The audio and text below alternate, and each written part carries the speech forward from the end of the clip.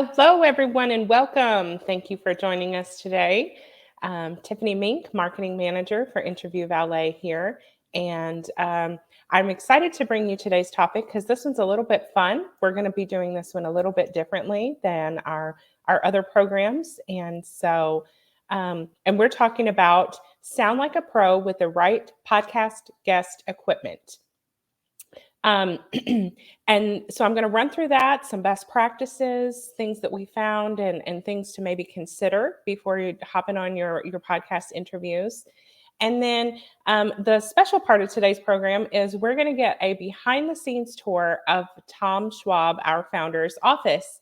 Many of you have probably seen his live presentations or his interviews that included video or had a personal meeting with him yourself. So we all kind of see the one angle, the one view of Tom's office.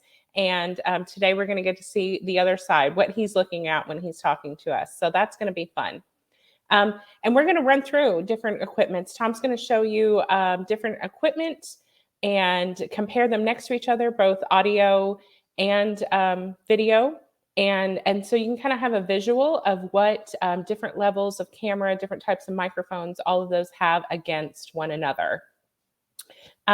Everything we're sharing here is not an affiliate. We are not paid. They are not paying us. This is not any type of advertising. We're just simply sharing the different equipment that over, lots of trial and error we have found work best and serve their purpose for your interviews. And here in a second, I will put a link over in the chat with an article that has all of the equipment that we're going to be sharing today, and then where you can find those with, rough price estimate and all of that. So I will put that over in just a moment. So, first, let's talk about why your equipment is important. Hosts spend a lot of time on their mic and audio or their video, right?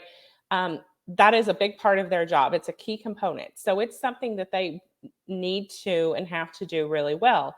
And also, likely, they've invested a lot of time and money into making sure they have the right equipment, that their audio does sound the best and is clear and crisp and not echoey and doesn't sound like they're tuning in from a closet, right?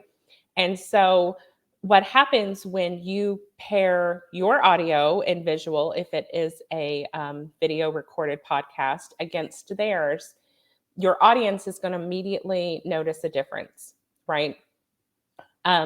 They're going to be able to tell a difference, and you don't want to take that. You don't want that to take away from your interview. It doesn't matter how great your message is, or if you're the leader in your industry. If you show up to an interview with subpar equipment, it's going to minimize your expertise. And that's why we're talking about this today, because we want to help you avoid this. And, how do we know this, right? Well, we've done a few interviews. We have a few interviews under our belt. We've been doing this for 9 years.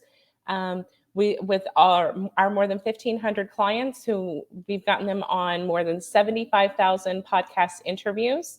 Our founder himself, Tom, has done notably more than 1,200 interviews. That number is probably higher now. That was the last number that I heard from him. And I know that he is still actively doing podcast interviews. So who knows what his number is now today. But and then with that, and then also host feedback, right? We have relationships with thousands of podcast hosts. So we get feedback from them as well. And that's why we're sharing this today, is to show you it's important and let share our feedback that we've learned from both the host and from the guest perspective. We've had guests over the years who have tuned into an interview from their car, or from their kitchen, and things are going on. And what all that does is it really takes away from the experience and the value that you're bringing, that we know that you can bring, right? The host knows that you can bring. So this entire foundational series that we've been discussing is really about being a great guest and making it easy for the host to say yes. There are two common threads here, and we're going to continue that with today's discussion. And there's a reason why a mic is included with when a new podcast guest signs on with us.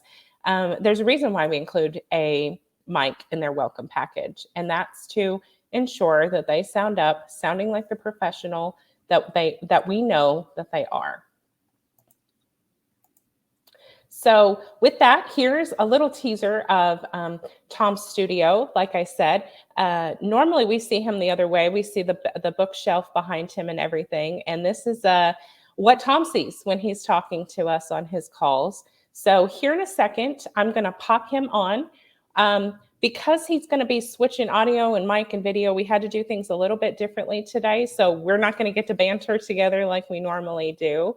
But I'm going to bring Tom on, and he's going to walk you through different cameras and microphones that he has on his desk there, and his experience with them and what he's found and why they work and which ones work the best. So with that, I'm going to pop off, and I'm going to bring Tom on.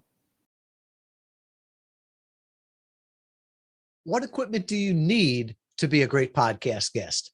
Hi, this is Tom Schwab with Interview Valet, and I wanted to show you behind the scenes some of the things I've tested and I've learned along the way. So first, here's an angle of my office that you don't normally see. This is what I'm looking at. Left to right, I've got a light there, both on the left side and the right side. I've got a couple monitors that I'm always looking at stuff at. And then across the top, you can see a few different cameras we'll be looking at. The Logitech Brio 4K, of course, is the built-in camera, and then the Sony DSLR camera. As far as microphones, I've got the Heil PR40 hanging from the boom there, and we're going to see how each one looks and how it sounds, because it's so important to show up on your podcast sounding great and looking great. Especially today with 3 out of 4 podcasts, including video, you're judged just as much by how you look as how you sound. So let's jump into it.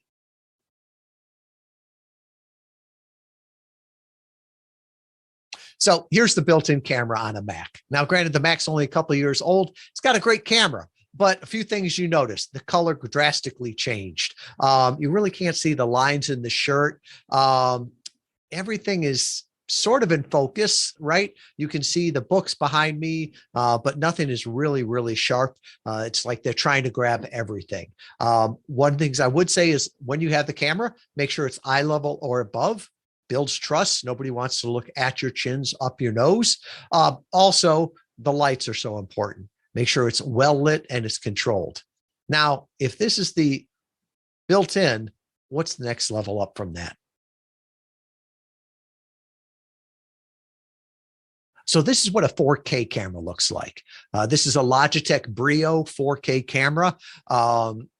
It's about $150, $160. Really, this is probably the best webcam you can get.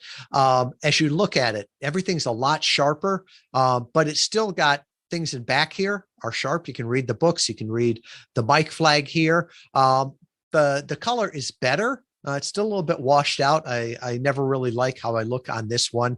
So that's why I bit the bullet and went to this one. So this is a Sony DSLR camera.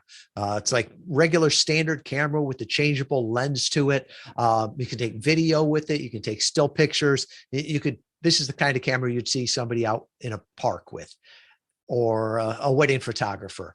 I use it for all of my videos. And the reason is that you can see the color is so much better. The detail is so much better. You may be looking at this on a small computer screen, but if you took the same feed and you put it on a big screen television, it would still look like good quality. The other thing that's, I think, really interesting with it is you can do depth of field. So you can see the microphone flag, it's in focus, I'm in focus, but the things in the background are slightly out of focus. Gives it a lot more depth in there. I would say if you're serious about podcast interviews, definitely go with a 4K. While, a built-in camera might be adequate today, I fear that in a couple of years, somebody's going to look back at that and say, wow, that was really poor quality. The 4K, I think, will get you through today, probably the next year or two. Whereas if you go with a DSLR camera, if you're serious about video, this will really set you apart as a professional. So let's talk about the mics, and let's start from the low end up to the high end. So here's the built-in microphone for a Mac. You can probably notice that it's not as rich. It probably sounds a little bit hollow. Right now, I'm also scared to death that somebody's going to walk by the hall and you're going to hear it, or the air conditioner is going to start up outside because it's going to pick it up. The idea behind these cameras is that they pick up all the sounds in the room. If you've got a very, very quiet space, if you've got a lot of acoustic foam around it, that would work great. But you want to be very, very careful if you're doing a podcast interview with a built-in microphone like that. So let's take it up a level. So this is the ATR 2005, Audio-Technica 2005. The black ones are always the professional grade, better quality. And one of the things I like about this one too is that it packs up into this nice little, it's almost like a pencil case. This is the same microphone that I use for all of my interviews out on the road. I always carry it with me. And this is the same microphone that we send to all of our clients. It's a dynamic microphone. And let me explain that. There's two types. There's dynamic and condenser. A condenser mic is more like a Blue Yeti or a Snowball. It's designed to pick up everything in the room. So if you're playing a guitar or something like that, probably want that. Or if you're in a perfect studio, right, with foam all over the walls, you want that. If you've got a recording place that is perfectly quiet with no kids, no outside noises, no cars going by, you might be able to get away with that. For the rest of us, you need a dynamic microphone. Now, there are things to think about here. So first of all, it's a directional microphone. So you want to be about 2/5 apart away from that. As long as you're not talking directly into it, you don't need a pop filter. The other thing with these is they are directional. So you want to stay a consistent distance from it. Early on, I'd be lazy and I'd lean in for the first interview question like this. And then as the interview went on, I'd get further and further back and answer out here. And God help you if you asked me about a book, because I'd look up here and I'd start talking about the book. Now, you understand this if you're watching it, but if you're just listening, you'd be like, did he just leave the room? So now let me show you the microphone that I use. So here it is, Heil PR40. I bought this microphone about 9 years ago. Microphones will last forever if you don't abuse them. It probably cost $400 to $600 right about now. And that's for everything: the mic, the shock mount, the arm, the mic flag. I like this because it allows me to move it in and out right at my desk as I need it. I like the way that my voice sounds on it. I've tried a lot of different microphones, and I can't say this is the best, but this one works really, really well for me. The other thing you'll see on this, and there's like little rubber bands on it. They're called shock mounts, right? So if all of a sudden I drop something in the middle of an interview, or I hit the table for some reason, it doesn't sound like a big thud that's going on in there. If you're really serious about podcasting, about doing videos, this is a great way to look professional and also to do some not so subtle branding. So let's talk a little bit about headphones also. So you'll see me, I wear headphones. In the industry, they're called cans. I joke that they're to keep my ears warm in Michigan 6 months of the year. It's important to have headphones, or at least have them available, because what you don't want is the sound going from the speaker there and coming into the microphone. Often you won't pick it up, the host won't pick it up, but the editor will, and it's almost impossible to get out there. So oftentimes hosts will say, could you use headphones? Now they can be these. Many times people don't like it because it messes up their hair. You can use, wireless earbuds or regular earbuds. Just make sure that when you're using these, that it's only for the earbud part, not for the microphone. If you use these as a microphone and this hits your beard or your collar, it's going to sound like somebody just mugged you. So there you have it. The microphone, the camera, make sure you've got lighting. Figure out what works best for you. Do some tests on Zoom, record it. If you ever go to a podcasting conference, often they will have all of the different microphones set up there. Talk into them, record, figure out what sounds best for you. At the end of the day, when you show up on a podcast interview, you want to be seen as an expert. You want to build that know, like, and trust so you can move people from being a passive listener to an active visitor, ultimately to an engaged lead. People are going to judge you by how you sound compared to the host. The host is going to show up as a professional. You need to make sure you do too.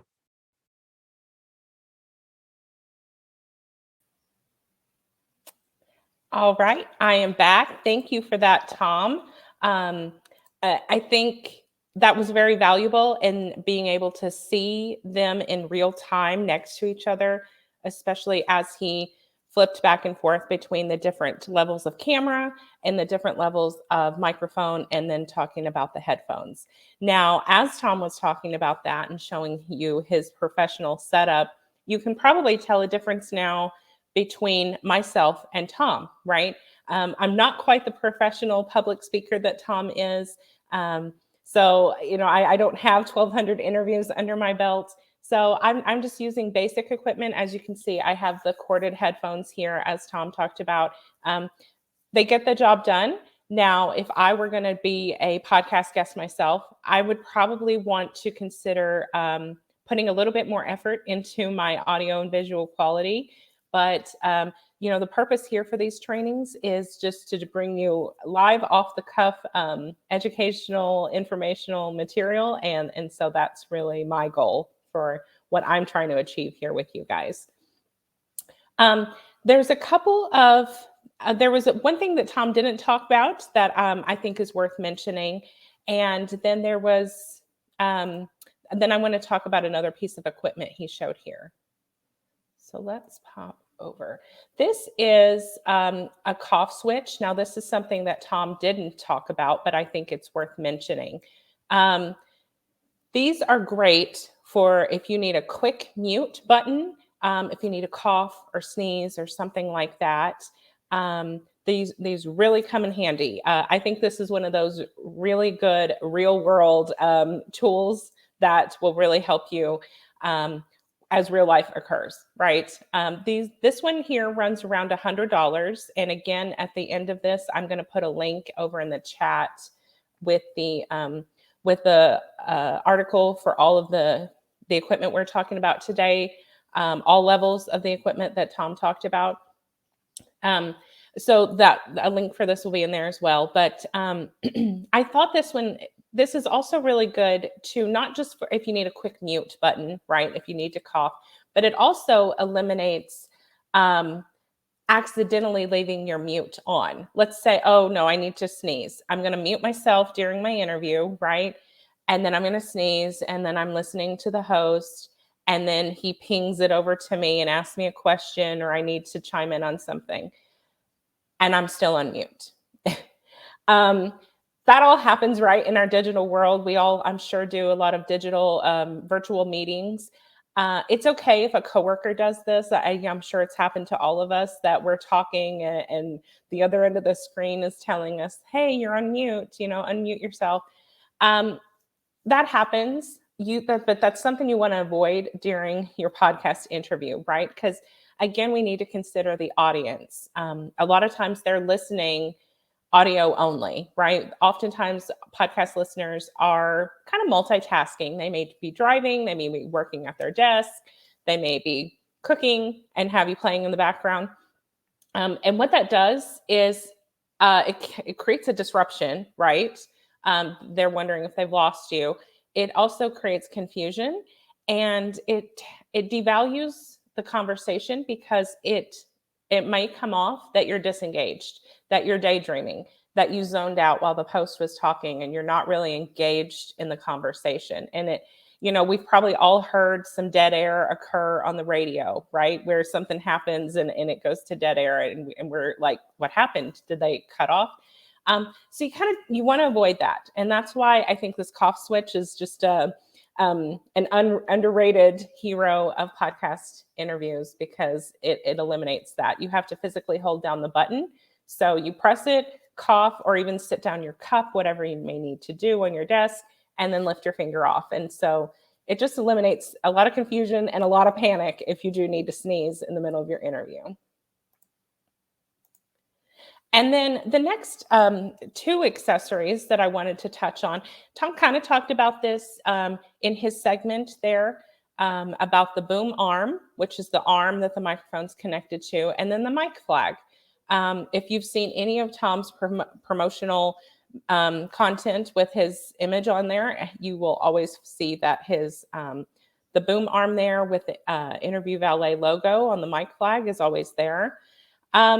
There's a couple things to consider with these. It's the boom arm is something that's always going to be on your desk. So before you invest in one, consider, do you want this on your desk all the time? It can be a bit of a cumbersome piece of equipment because it's always there. You can't just easily remove it from your desk if you need more space. You can swivel the microphone out of the way, but the part itself, the back end, actually attaches to the desk. So something to consider. And then another thing there is with the boom arms, you kind of get what you pay for, right? As most techie equipment, there's all price ranges for the boom arm.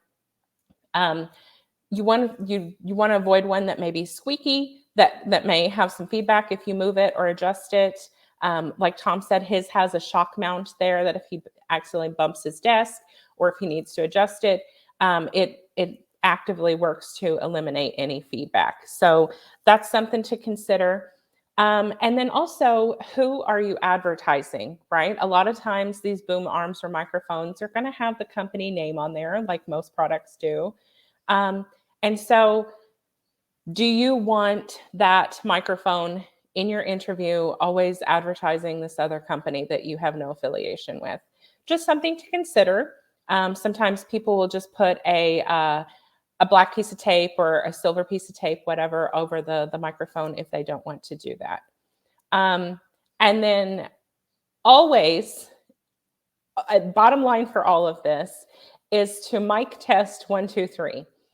When you make any change or adjustment, any microphone, any boom arm, any video, any changes to your recording setup, do a few test runs. Many of us don't like to hear ourselves in playback, right? It's kind of cringy to hear yourself talk, but it's really important because you want to make sure there aren't any squeaks, there isn't any feedback, that everything sounds and looks smooth. And then lastly, the mic flag. As we talked about, who are you advertising? It's very intentional that Tom has the Interview Valet logo on his microphone, because any interview, any screen grab that the host may grab from his interview, where a video is included, Interview Valet logo is right there, front and center. There's never a question of what company Tom is there representing. There's never a question of, if I see this image of Tom, of where to find him, who his company is, right, at any point in the broadcast. So it's something that's always there and that you can always find. So with that, those are our best practices, best tidbits of what you need to know and consider in our third installment of our foundational series here on being a good podcast guest and making it easy for the host. And so next time Make this bigger. Next week's installment, to wrap this segment up, we're going to talk about the podcast interview welcome page. Now, we started this series a few weeks ago talking about secrets to getting booked on your first podcast. And with that, we flowed into having a professional one sheet, right? That is a key element to getting booked on podcasts, is having a really good, clean, professional one sheet. Today, we talked about during your interview, showing up and sounding and looking like the professional that you are. And so next week, to round up the series, we're going to talk about the welcome page. This is something that it is the number one way to definitively track your podcast interview ROI. And it's a customized page on your website where your listeners on your specific podcast interviews can find you, and it allows you to meet them where they are in their journey, and they can sign up if they're ready and at that stage with you. So we're going to walk through what that is, why it's important, and all of the key elements that you need to include on your welcome page on your website. And so with that, that is it for today. This is a little bit shorter segment. And as always, our mission here at Interview Valet is to personally introduce inspiring thought leaders to millions of people they can serve for the betterment of all. And really, that is the core of why we bring you these videos and take our time to share our 10,000 hours with you. And we hope to see you next week. Thanks for joining us. Bye-bye.